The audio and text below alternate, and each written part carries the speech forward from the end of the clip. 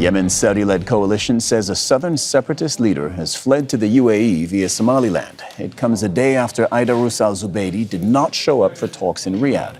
Yemen's Saudi-led coalition has put out a statement about al-Zubaidi's whereabouts and alleged escape. It reads like this, in part, that al-Zubaidi was on a vessel that deported him to Aden towards the breakaway region of Somaliland after midnight on January the 7th. It says the ship shut off its identification system and arrived at the port of Ahelbarra around noon. The statement then says a flight picked up al-Zubaidi and his companions without specifying its destination. That was done under the supervision of Emirati officers. The flight landed in Mogadishu and waited for an hour before it departed again. The plane then headed towards the Arabian Gulf and turned off its transponder over the Gulf of Oman. It was reactivated again shortly before landing in Abu Dhabi. So let's bring in our correspondent, Hashem Ahelbarra. Aidarous al-Zubaidi, you've been explaining this to us for the last few days, really is, I'm tempted to say was, I don't know, the face of the southern separatist movement. Is he out of the picture now that he's left Yemen? Definitely. He was backed by the United Arab Emirates, put into place in 2017 as the leader of the STC, in a push to pave the way for putting together an independent southern state. This is why he was widely perceived to be the voice of the separatist movement. From a Saudi perspective today, he's a fugitive. He had a chance to fly to Riyadh to negotiate a settlement. From now onwards, from a Saudi perspective, his era is over, and this explains why some of his lieutenants are now in Riyadh, taking over as potential leaders, particularly Abu Zar al-Mahrami, who commands the Giant's Ear faction, which is now in control of Aden.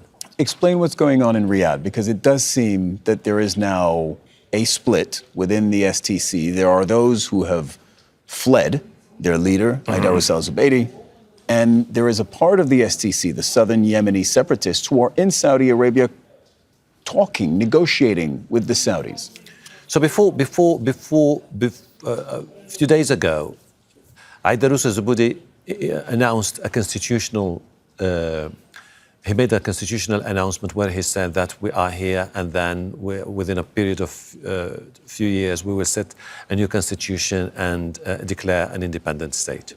That's independent South Yemen. Exactly. That's no longer on the option. Now the talk is about a federal system where with one authority, but North and South will have also their local governments like the federal system in the West. So the idea of secession is no longer on the table.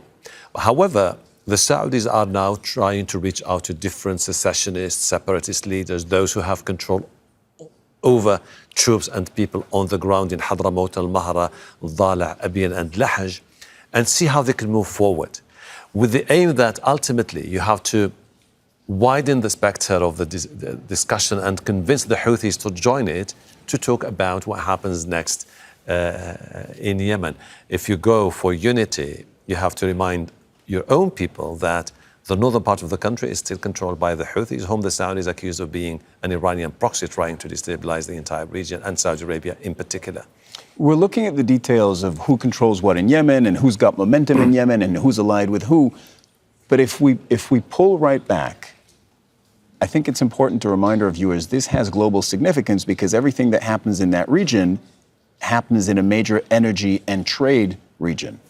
It is a very important region because you have the Gulf of Aden and you have Bab el-Manda, both of which very active, very important routes for oil crude. And you control them, you control passage of all the tankers to the Red Sea. This is number one. Al-Qaeda controls vast territory in the Sahel region, almost the size of Europe.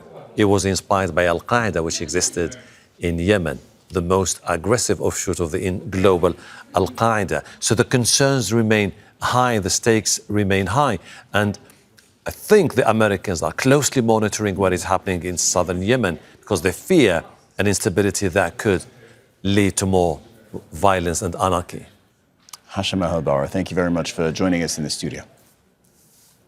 Don't miss out. Get the full picture. Subscribe to Al Jazeera for reliable news and expert insights. Like, share, stay ahead.